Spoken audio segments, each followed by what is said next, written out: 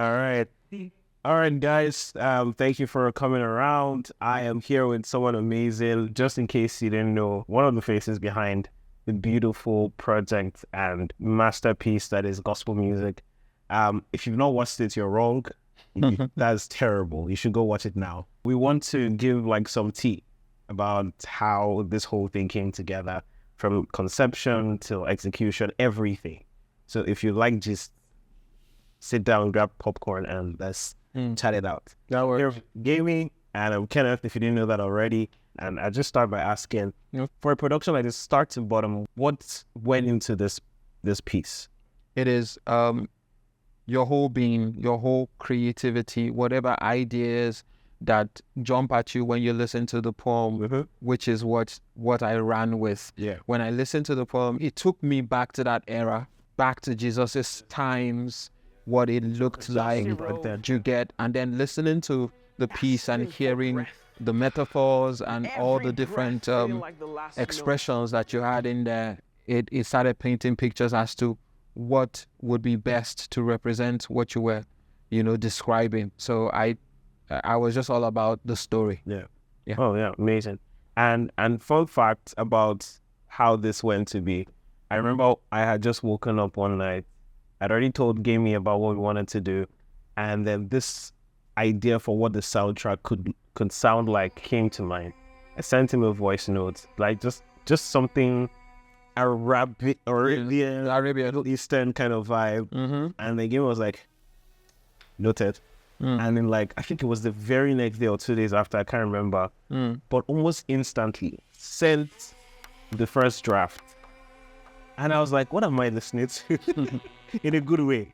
I was like, what are my ears hearing? It was like, I heard the guitars, I heard everything. We just decided to slow the tempo down a little bit, but how does that happen? Because it's, I don't think it's ordinary that you just pick an idea, you execute, and then your client is just like, this was basically the first draft, and we just slowed it down, and we were like, yeah, we're good to go with it. Didn't change anything. So okay, so there are many factors that can make such a thing happen. Okay. One is experience, your history. Being able to really get into the people that you're working with to see things from their perspective. Yeah. And we have an history. Exactly. Right? So we could pull from that. That's one. And coupled with the fact that I'm also an artist, so I get to see things in a particular way. And thirdly, this is the most important, having the right hands on the job. Oh, yeah. Right? Oh, yeah. So my producer, who he goes by the name Givens, now he's somebody that is very, very skillful. Yeah. Right? So when I get into the studio and communicate the ideas to him, he's like, say no more. Do you get? And then he gets it. Yeah. Do you get? And I think that's the homework of a creative person, people that can give you what you're asking. We don't want to waste time. Yeah. So we had to work on the sample recording, and then we started putting together what the sound should be like. It's just having the right team. Guys, it was phenomenal. So one of the things about the piece is how musically inclined it is. In the sense that if you're a musician, by the way, if you're a musician, you play an instrument, I think more than the regular person, the piece will speak to you more. Yeah. You see the symbolisms, and when the sounds help your visualization, there's just nothing like that. And I'm telling you, on the first draft, it was already there. That's what really impressed me, that as we were still building, it was already there, and it just, oh my goodness. I think it's that thing that happens when energies collide, right? And when you find that you have the same kind of values, right? The ideas, I vibe with the message, right? And, I could easily identify with it to see that this is what this message requires. This story, it should be carefully told. It should be told in great detail. Agreed. Right? So starting from the sound itself, we deliberately chose every element. When I was in the studio working with Givens, we're like, okay, he said this here. We should have a soundtrack represent that for everything.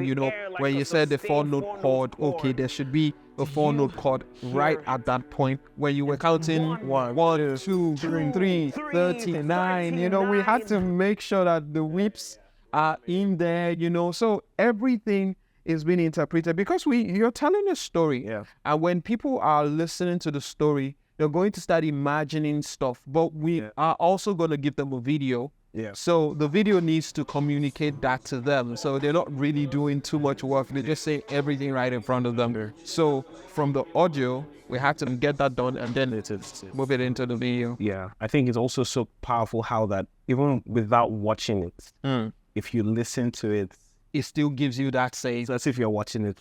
Yeah. It feels like you're in there in the moment. And that's it. That's beautiful. So my turn. Yeah. How did you come by the idea gospel music as a poem? Then how did you come up with talking about the crucifixion of Jesus and portray that with sound instruments? Okay, I get you. Right? Yeah. So you get the two parts of the question. How did you do that? It was one sunny afternoon. I was on my bed. I was levitating. A Golgotha? There were 5 angels in my room. Whoa. One spoke to me and said, one calls me Ken, by the way. He said, Ken, listen, music. And then the other one said, gospel. Then third one said, gospel music. With all the effects, right? Beautiful, yes. It was, I wish that was the story.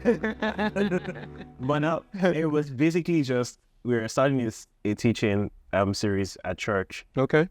It was about the gospel. I think it was called Rhythms of Grace. And initially, I was already thinking of what could I use, because I love music. I grew up playing the clarinet. I know. That was my first instrument. I played the saxophone, played the keyboard, the guitar, the bass. I just love instruments. I was like, how can I use that to paint the picture of grace? We had things like crescendo. We just had all of that in the teaching series. And then there was this one I was going to call gospel music. And I was like, before I teach this, I want to write a poem. I just felt inspired. Whoa. I just felt inspired to write about it. And from there I was like, okay, what instruments can I put into this? I can put an accordion stretched across like an accordion. You stretch an accordion. Yes. You slam cymbals. And then just other things like, I think I used things like... metronome. Something like that, yeah. The metronome of footsteps. Yes. Time signature. All those things. I was like, how can I weave it?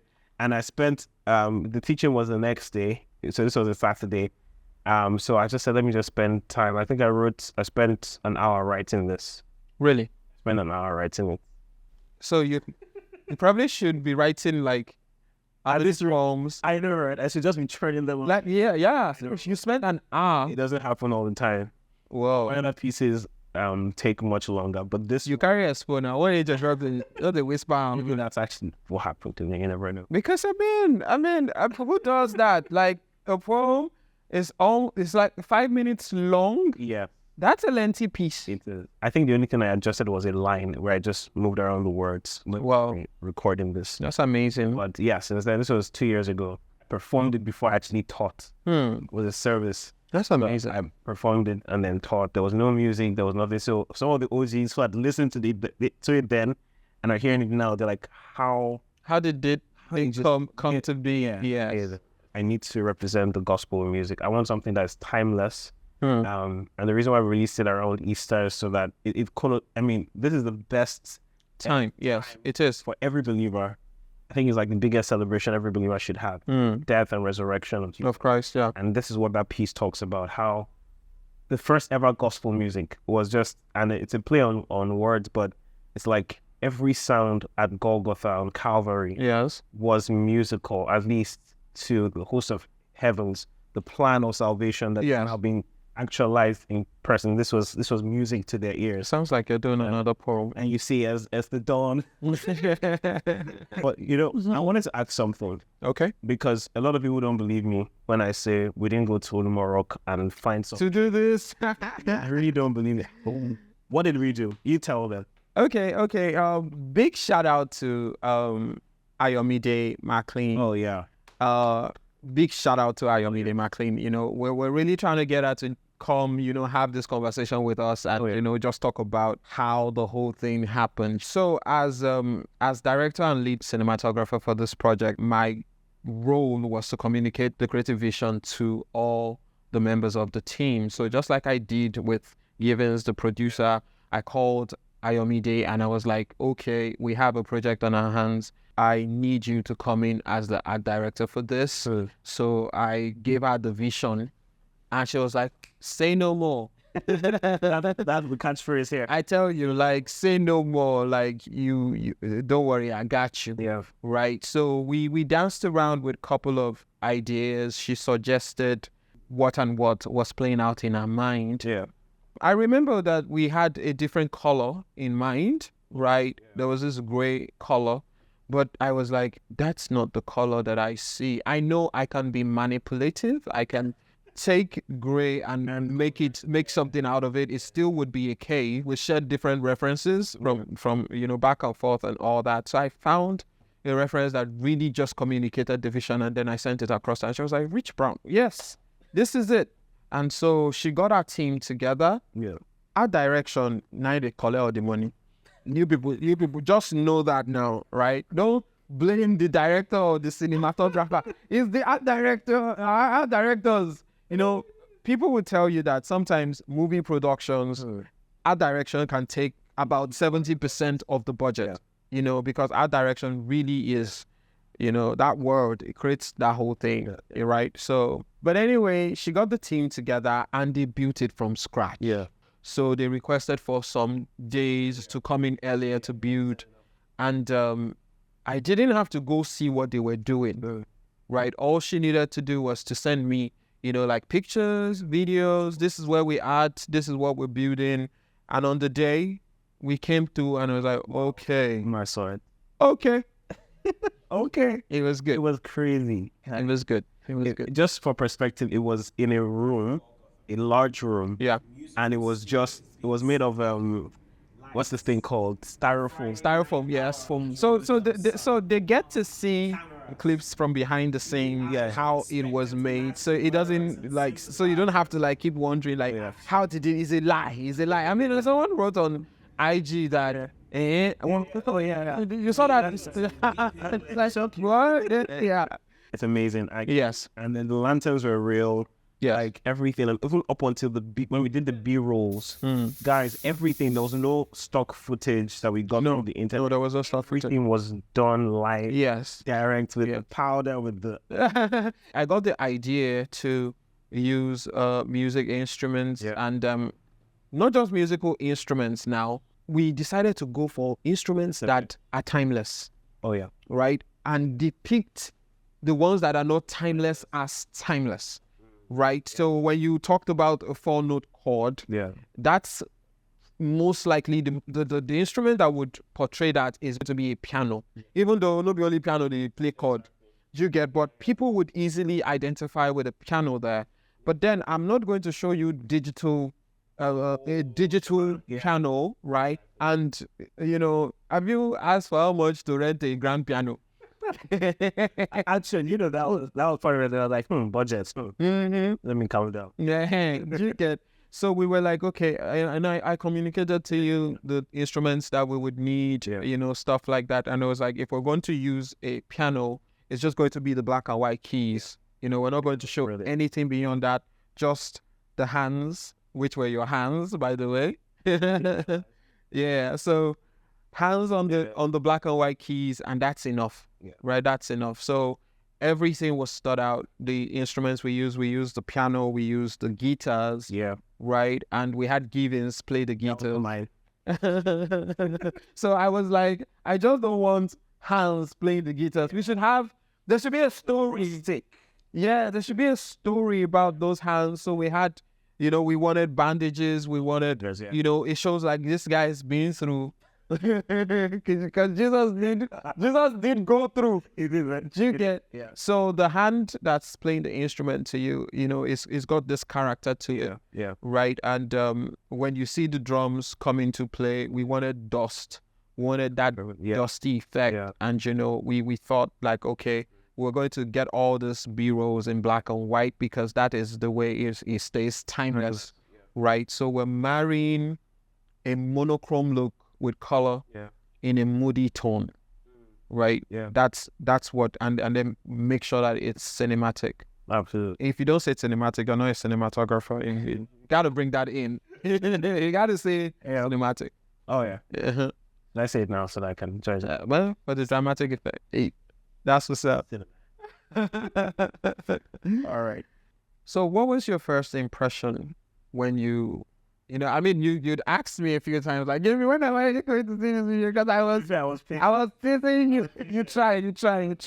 I was teasing you, like, I'll post on my status, post the screen, show you what's going on, right? Yeah. And then you're like, give me, when am I going to see this thing? Like, can I get to see this thing? When I saw this video, guys, I kid you not, and this was not even like the 4K version. It was just the small. I was at the office at the time. I just said, you know what? I need to take a break. Special room. And just watched it like 5 times in a row. I watched it. I was like, I got headphones, watched it. Without headphones, watched it. Sat down, watched it. My expectations, guys, they were exceeded. I mean, by all means, if they had the budget left to me, I would have skydived from the With the budget we had and the timeline, guys, I'm telling you, there was no better time, no better team, no better production that could have made this possible at the time that I did. I was blown away. Immediately, I sent it to my wife, sent it to my brother as well, just to get their feedback. The same thing. They were blown away that this is a masterpiece. And man, it's just kudos to you and the team. Yes, the team. The entire team. They are geniuses, guys. They are geniuses. If you, and I'm not, they didn't ask me to do this. If you want something better than what I've done even, and you're a creative, whatever kind of creative, reach out to Upper Productions, reach out to them. They're not so expensive. Maybe I'll give you a discount. Maybe we'll do a discount code. Okay. I don't know. Whatever it is. And money in prices. But I mean, you guys reach out to them. They're accessible. And I kid you not, they are. Sorry, I know you didn't ask. They're the kind of people that they tell you what is achievable. You tell them what you want. They listen to you. And with such humility. Right? It's not like, oh, I have the years of experience. Let me tell you what works. It's, we hear you, we advise if this is the route you want to go, this is how best. And then somehow you find a way, you meet each other and magic. And I think that's the best way to work. I love people who are down to earth. For most of the video and the recording, we were just having fun and laughing and playing around, and it was amazing. So, my first impression was yes. Oh, wow. Yes, that was my first impression. Love to hear it. Yeah. That's good. Woo! What was your favorite part about working on this? I get to shoot this video. Like, I get to capture this story because we have a masterpiece on our hands. Yeah. It's the entire production for me. I don't know what I like best. Yeah. Right? If it's the shooting or is the editing, I give it my 100% regardless. Yeah. Right? So I'm just about the entire process, and at the end of the day, seeing that satisfaction on the client's face, right? That this is what we have done, right? That's really what's on my mind. So every part of the work is just as important to me. It's kind of like a favorite. Like, so the shooting is my favorite, then we get to the editing, then the editing is my favorite, then we get to that other part. That's how it works. Amazing. So just leading up to that, like, who's your favorite client? Oh, bro. We'll be right back after this city. I'm gonna go to commercial break now. Pause for the effect. No judgments. No. I don't. We don't. You don't want to disclose all our clients. We have an NDA with quite a number of people, so we really don't. We don't allow it. Okay. Yeah. It's me, right? That's it. How did you prepare for the shoot? We had to do both audio and video, so it was like a live performance. Yeah. Kinda. Yeah. Right. How'd you prepare for that? I think first thing I'll say is thank God it was at the same time. Because I think a lot of people don't realize how much work it is for spoken word if you're going to overdub with a lip sync. if you have a beat and it's rap, it's easy. Yo, I put the there's a tempo to it. And the tempo, thinking there's music, but if it's spoken word, it's speech, talking. So it's like hitting every timing, every cadence at the exact same time. When we tried that on a previous project, it took a lot. To prepare for this, I had 2 weeks to keep memorizing the lines every single day, and Gamey would be like, "Bro, hope your lines are ready." And rehearsing. Got to a point where I was almost not sick of it, but it felt like I was becoming numb to the feelings of it. Okay. But I think by the time we got to recording, I think the emotions came back again. Yeah. Heart just went out to make sure like we nailed exactly what we want you to see. We deliver it that way. So that's I loved it. This is spoken word. Yeah. Right. And we want to be sure that we're telling a story that engages people. And we want to have multiple takes, multiple camera angles. Yeah. So that we can cut. We want to tell a story that engages people from start to finish. You know, you really have the battle against attention span here, right? So that is the reason why we had to really sit with it. Like, how are we going to retain the people's attention to listen to the story from start to finish? Yeah. And so it meant that the performer yourself, you're going to have to sit and do the performance over and over again. It was tiring. Yeah. Right? Action. It had begun.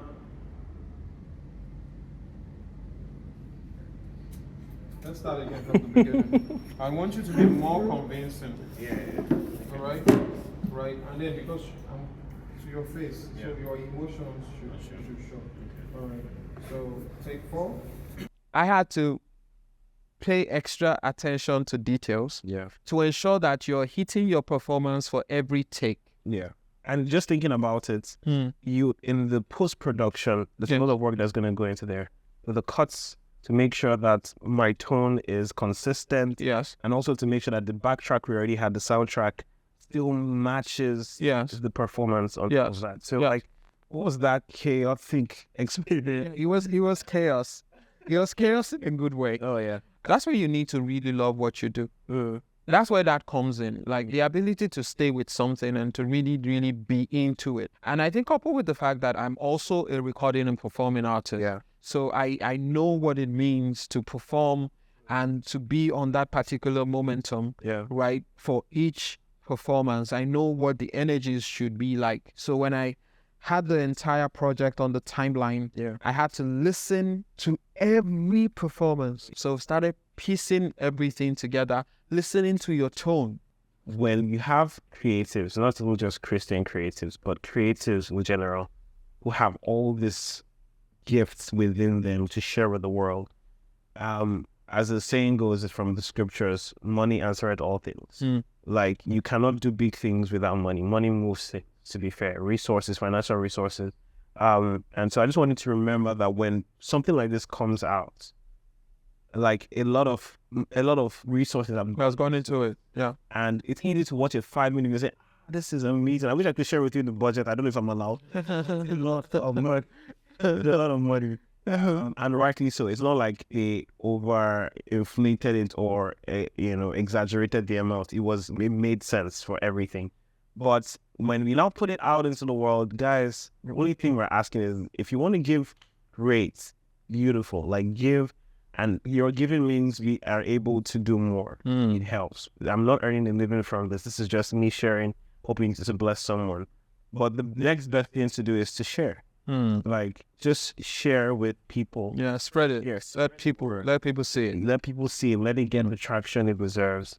And from that, more opportunities for more will come. But yeah, I think I'll just ask me this, like, in all your production, how have you found, because you're very artistic, he is a rapper, spoken word artist, songwriter, singer, producer, I mean, the list goes on.